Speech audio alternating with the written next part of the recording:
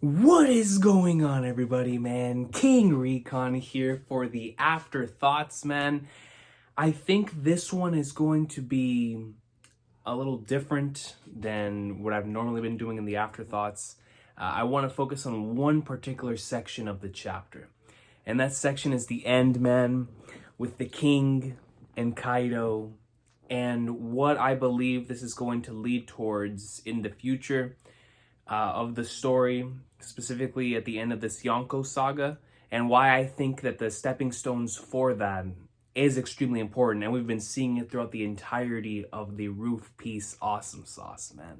So, well, actually, before I get into that, have y'all been playing Monster Hunter Rise, man? I am, dude, your boy is Jing Freaks out here, son, capturing monsters. Come, bro, you already know, son.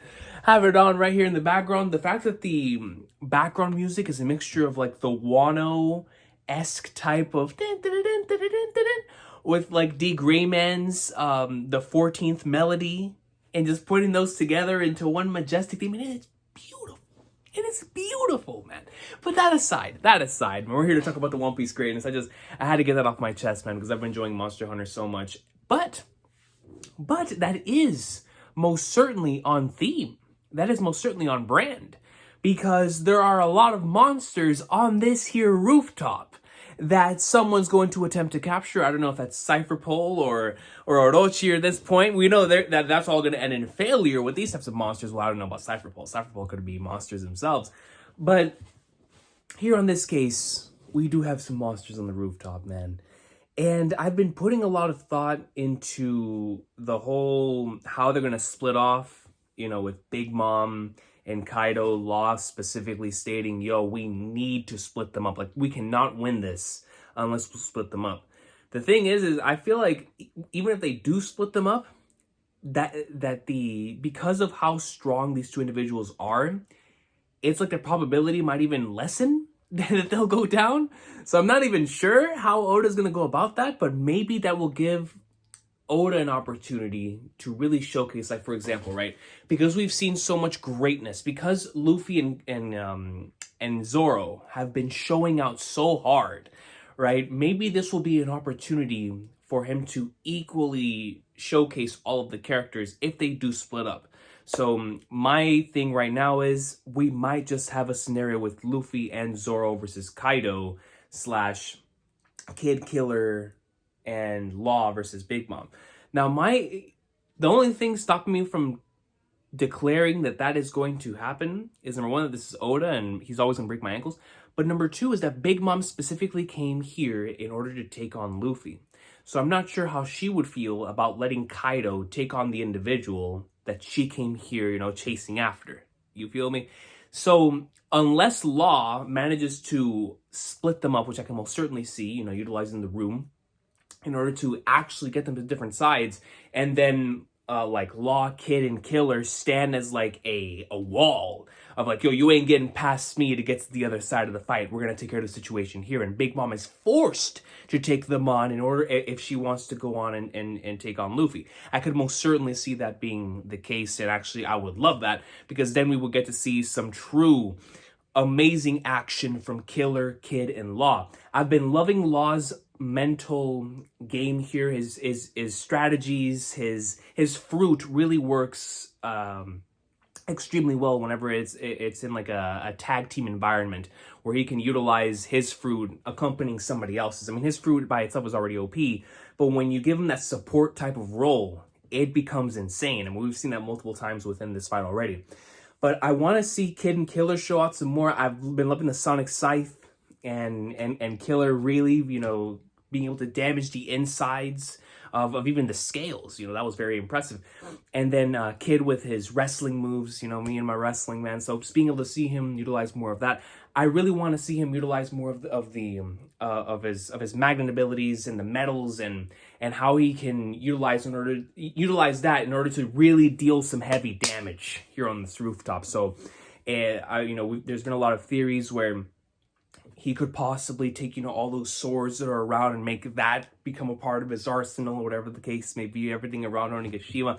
We could very well see an awakening here soon, man. Who knows? You know what I mean? But I do want to see if that is the plan, for it to be Kid, Law, and Killer to be taking on Big Mom. They're going to, because of how powerful Big Mom is, we've been seeing her show out within this fight. She has barely, I think it's been a nick of damage, right? So, man, they're going to need to go in and truly go up in like swimwear, utilizing every type of technique.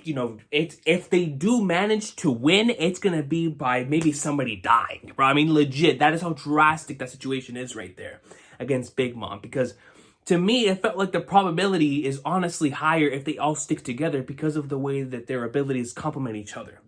You feel me? But now they're going to split up. That's honestly going to make it even worse. At least for me, right? At least for me.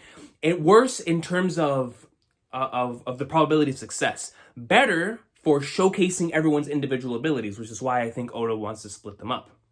So that's not just the Luffy and Zoro show the whole time, which I wouldn't mind because, those are the GOATs and whatnot. But I would definitely like to see the split up just for that, just so we can showcase some more abilities. And if we stay one chapter on this versus this, and one chapter on this versus this, and really show just how drastic the situation may be, and, I could most certainly see that working out. Or he could do the way that he's been doing so far, keep them as individual fights that are going on separately, but have them mesh together through the panels and whatnot, right? But we'll see. We'll see where that goes on that end. And I'm curious on seeing what y'all think about that. And I saw several different comments giving their own ideas on what things that happen. But at this point, we really have no idea, man, of where things are gonna go. Big Mom from the moment that this arc started, which is why I think that Oda honestly gave us Whole Cake before this. I mean, for everything, right? For the Sanji stuff and for truly getting to see, Yonko's power firsthand, besides Whitebeard back in Marineford, and just with all of that, right, within her territory, having to escape and whatnot, wonderful arc. But after that, to follow that up with Big Mom coming here to Wano, from the moment chapter 107 came out, that's been the one thing that's been on all of our minds in terms of Onigashima, because if it was just Kaido, we could be like, all right, man, they can do it. If it's all the supernova, if it's all of them together, they can bring down one Yonko. I don't care how strong you are. You have enough individuals on the other side, we can possibly take you out.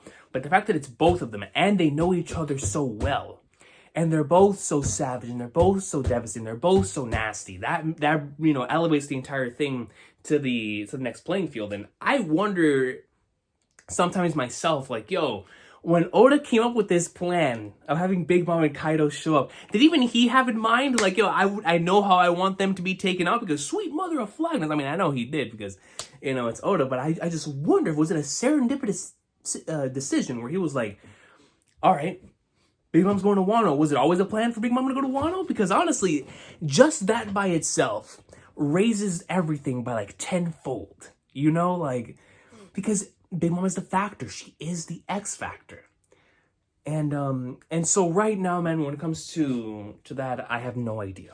I have no idea how things are going to play out. I'm just so excited to see how it all plays out, because Roof Beast is going ham, dude. Anytime that we can, go back to this and see what's going down, it's always so much fun just to see these characters, take on the Yonko in the way that they are, and showcase their abilities in the way that they are, and then gain the respect in the way they are, which is why I want to segue now into the Kaido part, man. Now, I don't know, man, who's going to take on Kaido, like I said. I think it's going to end up being Luffy and Zoro, just based on what's been going on so far. But the problem here is that with Kaido in hybrid form, man, to be able to split them up, they're going to start taking damage, because a part of the reason why they've been able to dodge as many blows as they have up until this point, besides both of them working together, which they have both gotten each other out of, especially Zoro saving Luffy several times from getting attacked by either Big Mom or Kaido, whenever both of them are going after their head, after Luffy's head, the poor king. And so, but Law has had a thing in getting them out of there as well, several times. So wherever Law is, you're gonna have an advantage in being able to get out of the situation that you're in. So if there's a fireball coming at you, or if there's lightning or a thunder bagua coming at you, the man can room yourself out of there, substitution jutsu. That's a massive advantage. But on Kaido's side of the playing field, let's just say that it is going to end up being Luffy and Zoro. Let's just say this hybrid form, which is still insane to me, man. Like, it's what I like about this hybrid form is that it's not very different from his regular form. You know, I'm going to assume that that is his tail behind him, because we get to see the scales coming down from the bottom. So it really does showcase, you know, the scales have taken up more of his body. But at the end of the day, it is still just a bigger, buffer version of Kaido, right? So I'm curious on how Oda's going to handle the differences between regular base form Kaido and hybrid form Kaido. I'm going to assume the hybrid form Kaido is going to be, you know, on all aspects, you know, stronger, faster, you know what I'm saying? Like, he's gonna be across the board. My man's is gonna be, his attributes are gonna raise by quite a lot, you know, by talking video game standards. So with that being said, I wonder how he's gonna showcase that on the pages. Because we've already seen this man was able to speed blitz Luffy, who has a very good understanding of, you know, observation hockey to this point, where within this arc we have seen him, you know, see a couple seconds of the future where he can get, you know, for example, like Hyogoro and whatnot. You know, we've seen him flex both his observation hockey and his King's hockey a lot in this arc, and of course his ornament, because which is what he has been training the most.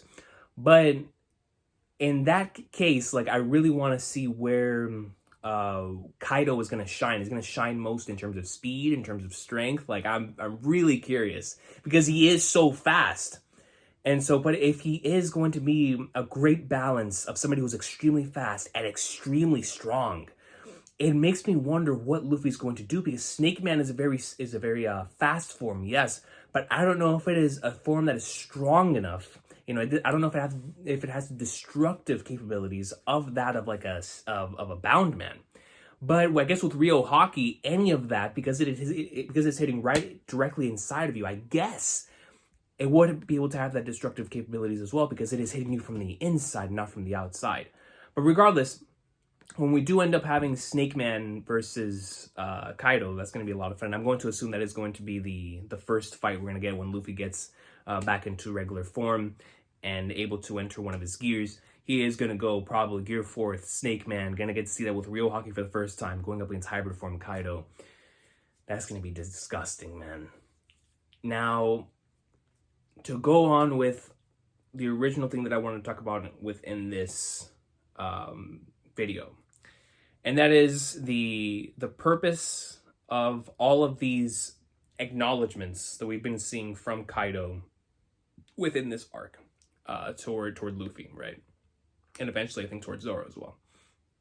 I think that by the end of this saga, you know, Luffy was acknowledged by Morgans as the 5th Emperor. And that caused the Yonko and people in the community to both be like, yo, he's not on a level yet. Like, the Yonko were all like, yo, this pipsqueak, I know he's done his thing out here, but don't compare him to us.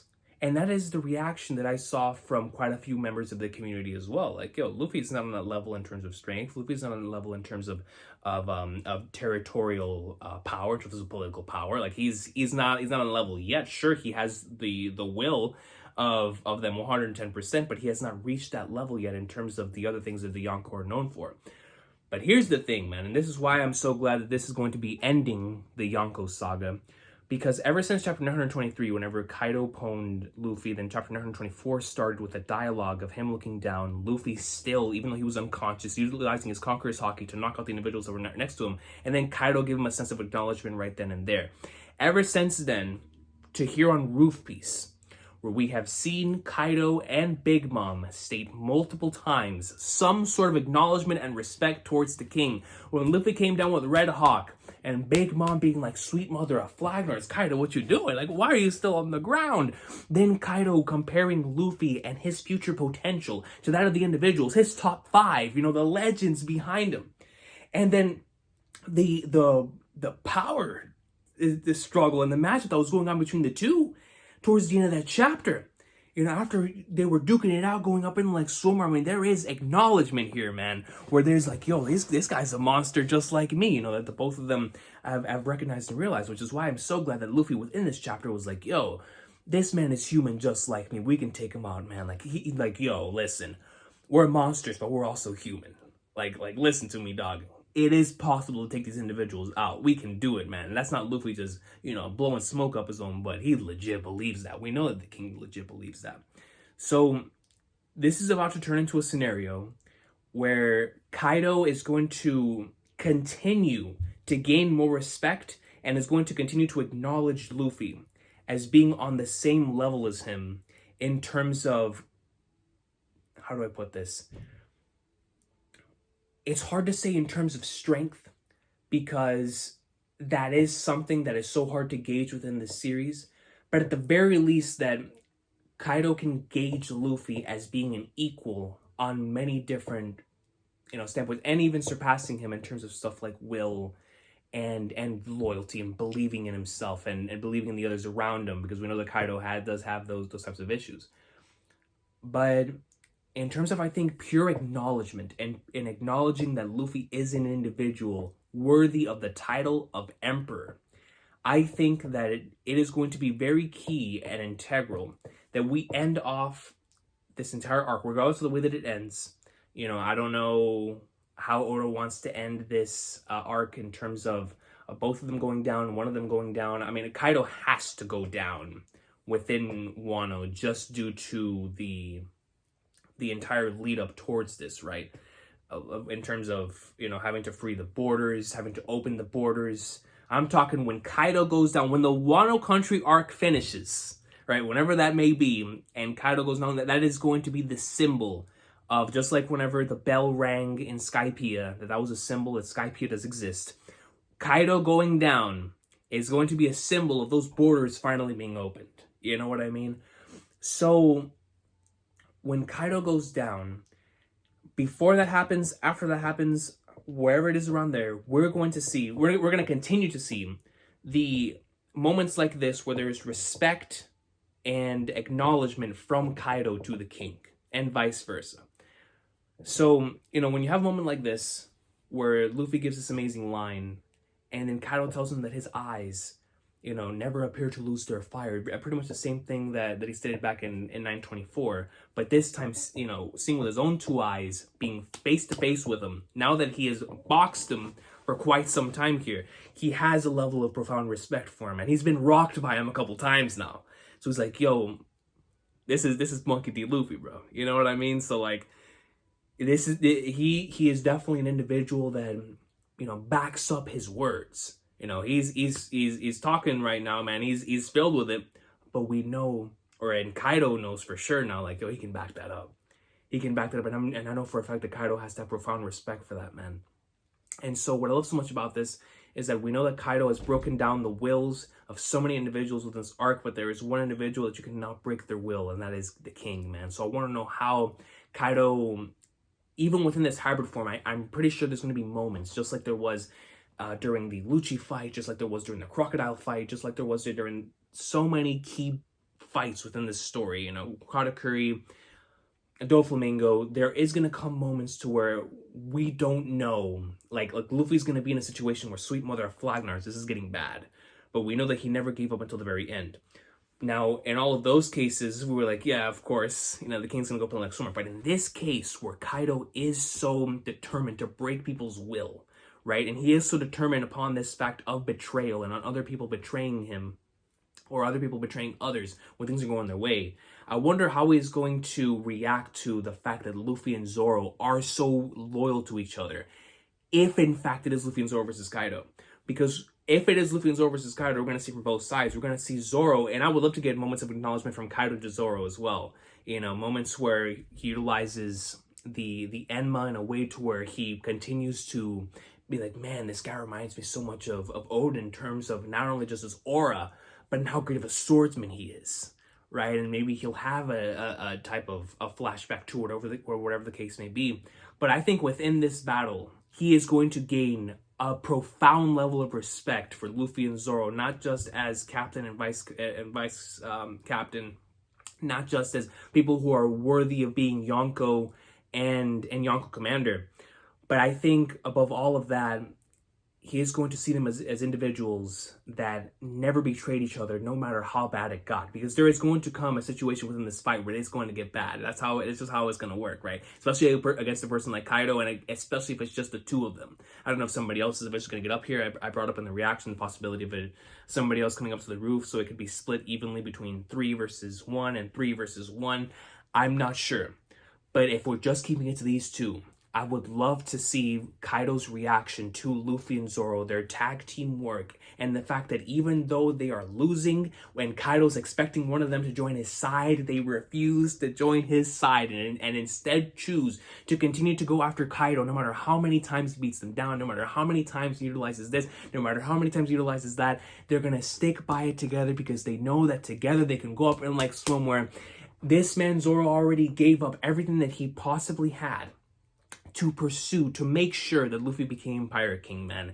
To him, right now, becoming world's strongest swordsman is second. Even though that is his dream, that is his love, that is his thing. He has gotten to the point to where he is prioritizing Luffy's dream first and then his second. So when you have that pride of wanting to become the world's greatest swordsman, but also your role and what you believe you need to do in protecting Luffy's dream, we're going to see some great Zoro stuff, not only just from an action standpoint, from a character standpoint within this particular battle. And in Luffy's case, as the captain, we have seen this man have so many captain-like moments. This is a captain-like moment within here, but to have those two and the way that that's going to mesh, with the entire series building up to this, just thinking back to the Morgan arc and thinking back to where both of them came together, and you remember the volume cover with him wearing the Pirate King's robe, Zoro Master Swordsman, like, this is the future unraveling before our very eyes. Like, by the end of this fight, whatever happens,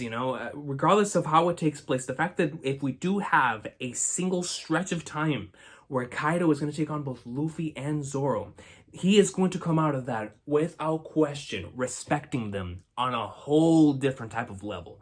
And I think that is very important and key when it comes to the title of Emperor, and especially later on the line in terms of Pirate King. Because the thing is about Roger, is that Roger, yes, was an extremely strong individual, as we see within, like, for example, last couple anime episodes. Yes, he is somebody who is widely respected as being, the greatest pirate who ever lived. But that's acknowledgement, man. Like, that is acknowledged by his peers, and then his peers' word of mouth spread that out to everyone else in the world. So it's like, it is a general consensus that this man is a legend. And I think that we're about to get to the point to where Luffy is the general consensus between his peers and between the rest of the world is going to be that this man is an emperor within this world. And I think that is what a great pirate means.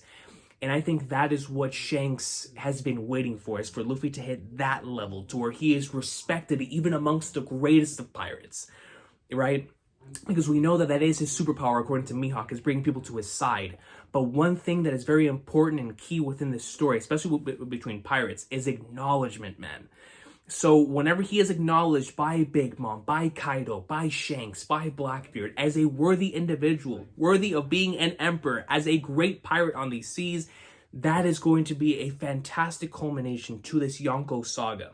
And I can't wait to get those moments, not only just around the world, but especially from Kaido, because this arc, and Oda has been so good at putting little bits and pieces of that throughout the arc of, like, even going back to even the Flower Capital sections, with Kaido being so insistent on people betraying the people that they are with when their wills get broken. To see that not take place here, and to see Luffy and Zoro stick it out together, I just can't wait to see his reaction to that, how he's going to really have those moments of respect for these two individuals as they just go at it, non-stop.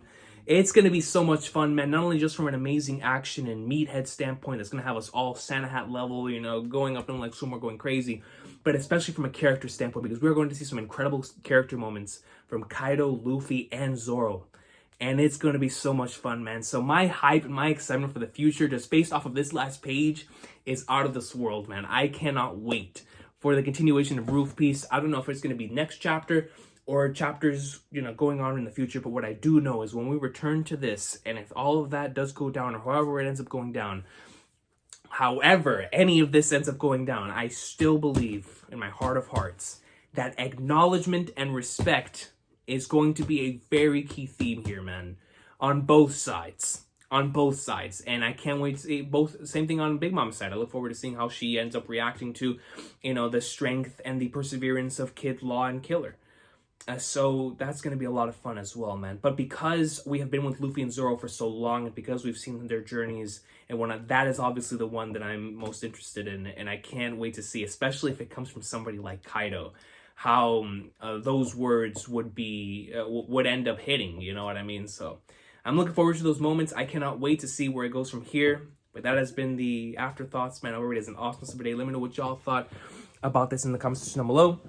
And let me know any other lingering thoughts that you may have about this chapter, about anything that I said, or the chapter itself, and any theories and or things that you would like to discuss. But I will see you all in the comments, man. It is an awesome rest of a day. Take care. The future is bright. Onigashima's going in. Can't believe that we are already 100 chapters into Wano. What an arc, man. What an arc.